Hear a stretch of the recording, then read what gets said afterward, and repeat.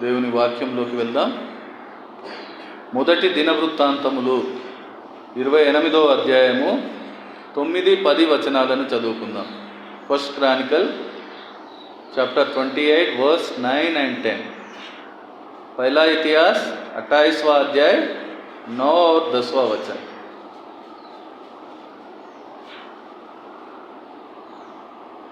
సొలొమోనా, నా కుమారుడా, నీ తండ్రి యొక్క దేవుడైన యెహోవా అందరి హృదయములను పరిశోధించువాడును, ఆలోచనలనన్నింటినీ సంకల్పములనన్నింటినీ ఎరిగినవాడునై ఉన్నాడు.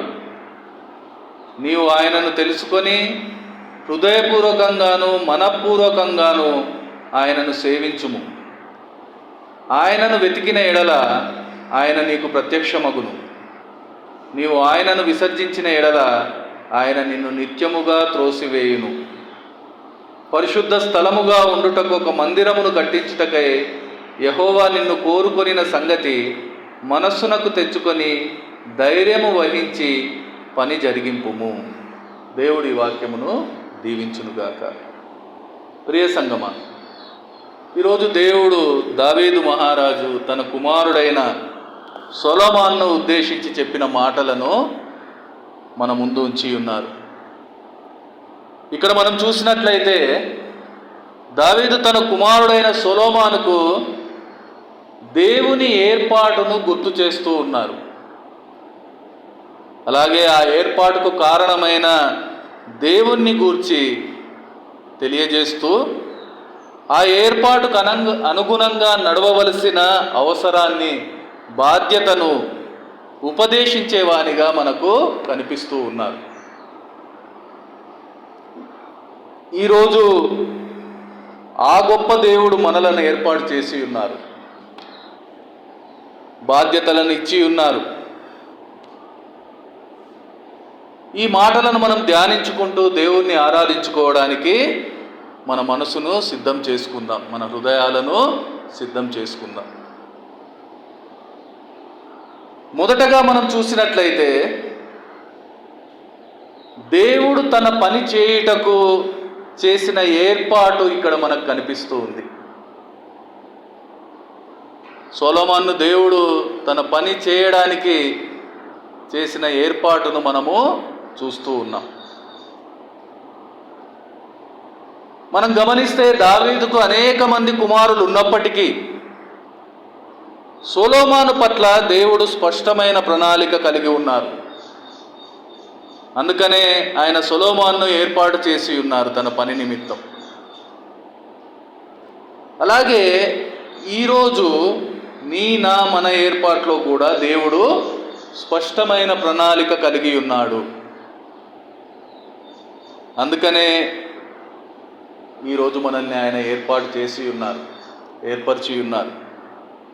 ఈరోజు లోకంలో ఎన్నో కుటుంబాలు ఉన్నప్పటికీ మన కుటుంబాన్ని ఆయన ఎన్నుకొని ఉన్నారు. మన కుటుంబంలో ఎంతోమంది ఉన్నప్పటికీ మనలను మాత్రమే ఆయన ఎన్నుకొని ఉన్నారు, తన కుటుంబంలో చేర్చుకొని ఉన్నారు. ఎందుకంటే నీ పట్ల, నా పట్ల తన స్పష్టమైన ప్రణాళిక కలిగి ఉన్నాడు దేవుడు. దానిని బట్టి మనము ఎప్పుడూ దేవునికి కృతజ్ఞతలు చెల్లించే వారిగా ఉండాలి. నిజానికి ఏ అర్హత మనకు లేదు, కానీ ఆయన మనల్ని ఏర్పాటు చేసి ఉన్నారు, ఎన్నుకొని ఉన్నారు. ఒక్కసారి ఆలోచన చేద్దాం సంగమా. దేవుడు మనలను ఏర్పాటు చేసుకొనకపోతే మన జీవితాలు ఎలా ఉండేవి? ఈ ప్రశ్న ఎప్పుడు మనసులో వచ్చినా నాకైతే ఊహించడానికి కూడా భయం అవుతుంది. అందుకనే ఆయన ఏర్పాటును బట్టి మనము అనుక్షణము ఆయనను స్తుతించవలసిన వారమై ఉన్నాం, కృతజ్ఞతలు చెల్లించవలసిన వారమై ఉన్నాం. అంతేకాదు ఆయన ఏర్పాటును అర్థం చేసి దానికి అనుగుణంగా నడుచుకునే వారిగా మనం ఉండాల్సిన అవసరం ఉంది. ఆయన అప్పగించిన బాధ్యతను, ఆ పనిని మనము సంపూర్తి చేయవలసిన వారమై ఉన్నాం. అలా ఉండడమే ఈరోజు మనం ఆయనకు చెల్లించే మహిమ, ఆయనకు చేసే ఆరాధన. ఇది మనం ఎప్పుడూ మర్చిపోకుండా ఉండాలి. ఈరోజు దేవుణ్ణి ఆరాధించడం అంటే ఆయన ఏర్పాటును, ఆయన ఉద్దేశానికి అనుగుణంగా మనం జీవించకుండా, మనం చేసే ఏదైనా ఆయనను మహిమపరచలేదు. ఇది మనం ఎప్పుడూ మర్చిపోకుండా ఉండాలి. ఈరోజు ఆయనను ఆరాధించడానికి ఇక్కడ చేరి ఉన్న మనం అందరము ఒక్కసారి ఆయన ఏర్పాటును జ్ఞాపకం చేసుకుందాం. ఎలా మనల్ని ఆయన ఏర్పాటు చేసి ఉన్నారు, ఏ పరిస్థితుల్లో మనం ఉన్నప్పుడు ఆయన మనల్ని ఎన్నుకొని ఉన్నారు, నశించిపోయే మనలను ఎలా కాపాడి రక్షించి తన ప్రణాళికలో చేర్చుకొని ఉన్నారు. ఒకరోజు మన జీవితం ఎలా ఉండేది, ఈరోజు ఎలా ఉంది జ్ఞాపకం చేసుకుందాం సంగమా. ఎందుకంటే మనం మర్చిపోతున్నాం, మన ఏర్పాటును మర్చిపోతూ ఉన్నాం, మనల్ని ఏర్పరిచిన ఆ దేవుణ్ణి మర్చిపోతూ ఉన్నాం. ఇది నిజం. ఈ మాటలు వినడానికి ఇబ్బందిగా ఉండొచ్చు, బాధగా ఉండొచ్చు, కానీ ఇది నిజం.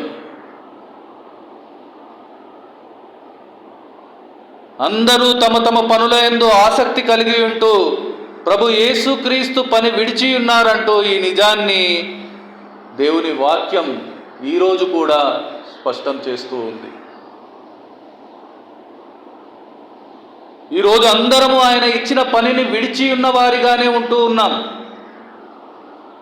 మన పనుల యందే ఆసక్తి కలిగి ఉంటూ ఉన్నాం. ఒక పని చేసినప్పుడే కదా ఆ పని చెప్పిన వారిని మనం గుర్తుంచుకుంటాం. ఆ పనే చేయలేని పరిస్థితుల్లో వారిని మర్చిపోకుండా ఇంకెలా ఉంటాం. అందుకనే దేవుని వాక్యం ఈరోజు దావీదు మాటల ద్వారా మన పనిని, దానికోసం మన ఏర్పాటును, ఆ ఏర్పాటు కర్త అయిన దేవుణ్ణి గుర్తు చేస్తూ ఉంది. జ్ఞాపకం చేసుకుందాం సంగమా మన ఏర్పాటును. ఈరోజు ఆ ఏర్పాటులోని ఉద్దేశాన్ని, ఆ ఏర్పాటుకు కర్త అయిన దేవుణ్ణి మనము జ్ఞాపకం చేసుకుందాం. పరిశుద్ధ స్థలంగా ఉండుటకు ఒక మందిరమును కట్టించుటకై యెహోవా నిన్ను కోరుకొనిన సంగతి మనస్సునకు తెచ్చుకొని ధైర్యము వహించి పని జరిగింపుము అంటూ సొలొమోనుతో దావీదు మాట్లాడిన మాట ద్వారా ఈరోజు వాక్యం మనతోనే మాట్లాడుతూ ఉంది. మన నుంచి దేవుడు ఏమి కోరి ఉన్నారు, ఏం కోరుతూ ఉన్నారు, ఈరోజు నీ హృదయం ఏం చెబుతుంది? ఎందుకంటే మన దేవుడు అందరి హృదయములను పరిశోధించువాడును, ఆలోచనలనన్నింటినీ, సంకల్పములనన్నింటినీ ఎరిగినవాడునై ఉన్నాడు. దేవునికి స్తోత్రం, హల్లెలూయా. మొదటి సమూయేలు 16:7 మనం చూస్తాం.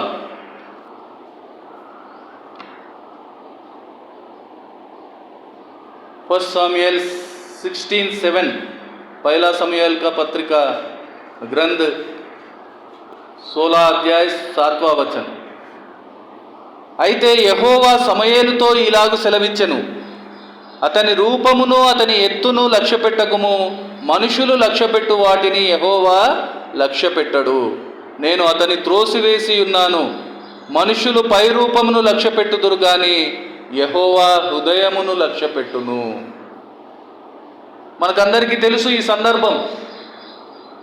దావీదును రాజుగా అభిషేకం చేయడానికి సమూయేలు ప్రవక్త గారిని దేవుడు పంపించి ఉన్నారు.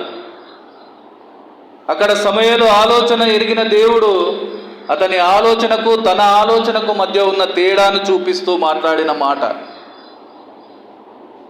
ఈరోజు అదే మాట ద్వారా ఆయన స్పష్టం చేస్తూ ఉన్నారు, నేను పై రూపమును లక్ష్యపెట్టువాడను కాను, హృదయాలను లక్ష్యపెట్టేవాడను. ఈరోజు నీ హృదయం నేను ఎరిగి ఉన్నాను. ఆ హృదయం ఆలోచనలు పరిశీలిస్తూ ఉన్నాను, పరిశోధిస్తూ ఉన్నాను అంటూ మనతోనే మాట్లాడుతూ ఉన్నారు. ఈరోజు మన హృదయం ఎలా ఉంది? ఒక్క మాట అర్థం చేద్దాం సంగమా. వాక్యం ఎప్పుడూ మనకు గుర్తు చేస్తూ ఉంది. హెబ్రీలకు రాసిన పత్రిక 4:13, हीब्रूज 4:13, हेब्रियों को लिखे सो पत्र 4 अध्याय 13 वचन. మరియు ఆయన దృష్టికి కనబడని స్పష్టము ఏదియూ లేదు. మనం ఎవనికి లెక్క ఒప్పజెప్పవలసి ఉన్నదో ఆ దేవుని కన్నులకు సమస్తమును మరుగులేక తేటగా ఉన్నది. ఆయన సమస్తం చూసేవాడు. ఆయన ముందర ఏది దాచలేము. ఈరోజు నీ హృదయాన్ని దాచి పై రూపాన్ని చూపించే నీ పరిస్థితిని ఆయన ప్రశ్నిస్తూ ఉన్నాడు. ఈరోజు ఆయన నీ హృదయం చూస్తూ ఉన్నారు. నీ హృదయ ఆలోచనలు పరిశోధిస్తూ ఉన్నారు. నీ హృదయం ఆయనకు, ఆయన ఇష్టానికి, ఆయన కోరికకు, ఆయన ఉద్దేశానికి అనుకూలంగా ఉందా? ఈరోజు మనము పరిశీలన చేసుకోవాల్సిన అవసరం ఉంది. ఈరోజు నీ హృదయం ఆయనకు అనుకూలంగా ఉందా? మన హృదయము, దాని ఆలోచనలు ఆయనకు అనుకూలంగా ఉంచడమే ఈరోజు మనం ఆయనకు చేసే ఆరాధన. ఆయనకు అనుకూలం కాని స్థితిలో నీ హృదయాన్ని ఉంచుకొని నువ్వు ఇక్కడ చేరినంత మాత్రాన నీకు ఏ మేలు లేదు, దేవునికి ఏ మహిమ రాదు. అంతేకాదు, ఆయన లెక్క అడుగుతూ ఉన్నారు. లెక్క అప్పచెప్పవలసిన వారమై ఉన్నాం. ఆ లెక్కకు ప్రతిఫలం ఇచ్చేవాడుగా ఆయన ఉన్నారు. ప్రకటన గ్రంథం 22:12 మనం చూస్తాం. ఇదిగో త్వరగా వచ్చుచున్నాను, వాని వాని క్రియ చొప్పున ప్రతి వానికిచ్చుటకు నేను సిద్ధపరిచిన జీతము నా యొద్ద ఉన్నది అంటూ మనతోనే మాట్లాడుతూ ఉన్నారు. ఈరోజు మనం అందుకు సిద్ధంగా ఉన్నామా? ఆ జీతం పొందేవానిగా మనం ఉంటున్నామా? ఆయన ఇచ్చిన పని ఎలా ఉంది? ఆ పని లెక్క తేల్చేవానిగా ఆయన ఈరోజు మనతో మాట్లాడుతూ ఉన్నారు. నీ పని ఎలా ఉంది? నీ పనిని ఆయన గమనిస్తూ ఉన్నారు.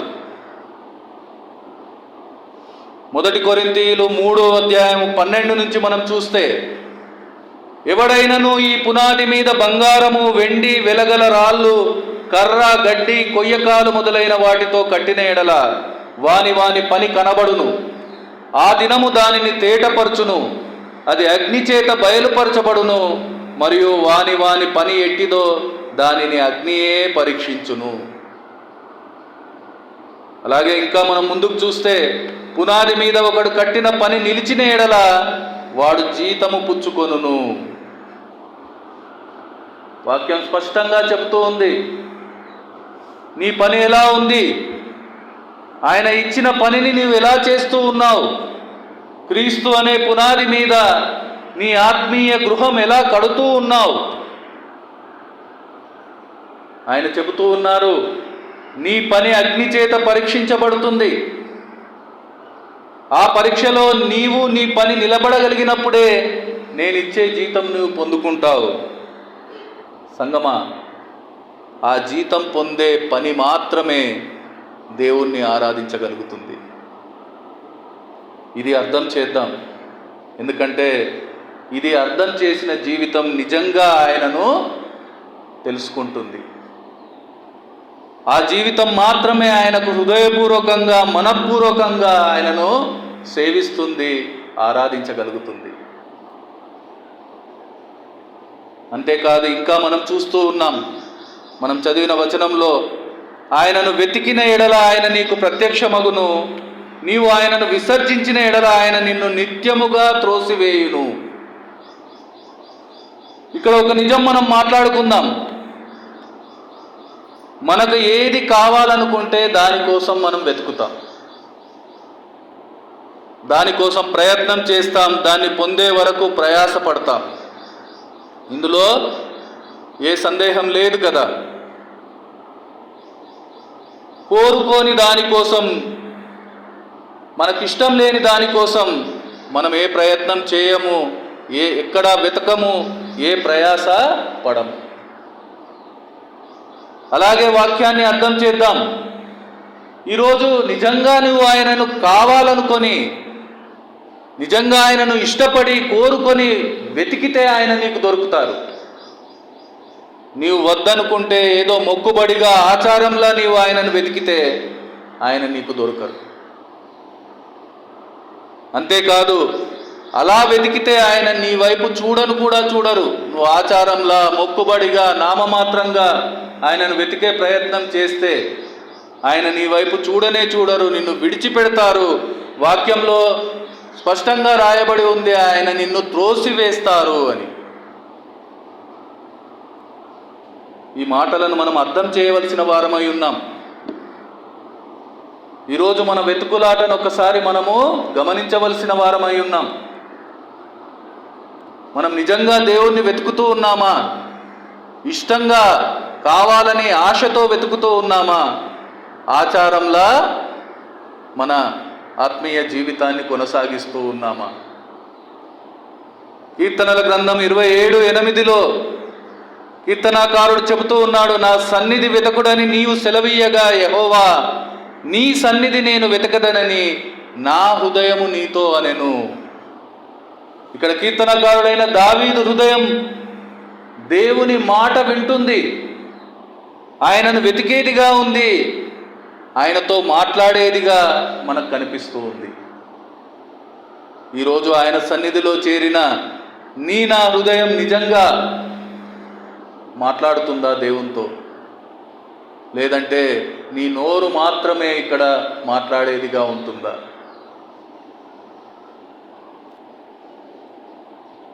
ఈరోజు నీ హృదయం ఎలా ఉంది? ఆ హృదయం ఏం వింటుంది?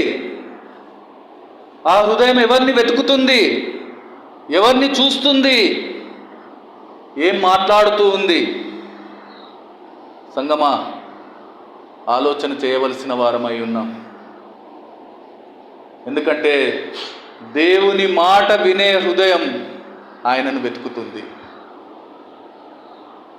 ఈరోజు దేవుని మాట వినలేని పరిస్థితుల్లో నీవు ఏ రోజు ఆయనను వెతకలేవు.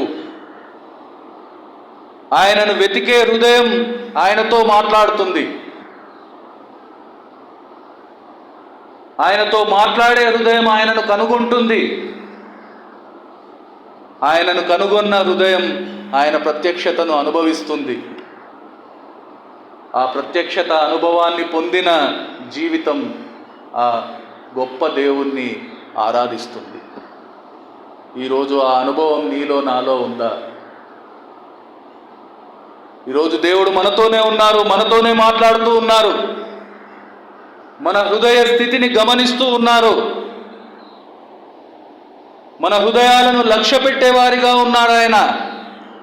మన హృదయాలను పరిశీలించేవారిగా ఉన్నారు, మన హృదయాలను పరిశోధించేవారిగా ఉన్నారు, మన హృదయాల వెతుకులాటను ఆయన గమనిస్తూ ఉన్నారు. తన మాటలు వినగలిగే హృదయాలతో మాట్లాడడానికి ఆయన ఇష్టపడుతూ ఉన్నారు. తనతో మాట్లాడే హృదయానికి జవాబునియ్యడానికి ఆయన సిద్ధంగా ఉన్నారు. అంతేకాదు, నా హృదయాలను తనకు నివాస స్థలంగా కోరుకొని ఈరోజు మనతో మాట్లాడుతూ ఉన్నాడు. ఈరోజు నీ హృదయం ఎలా ఉంది? ఆయనకు అనుకూలంగా ఉందా? ప్రతికూలంగా ఉందా? ఆయనకు ఆయాసకరంగా ఉందా? ఆయనను ఆరాధించేదిగా ఉందా?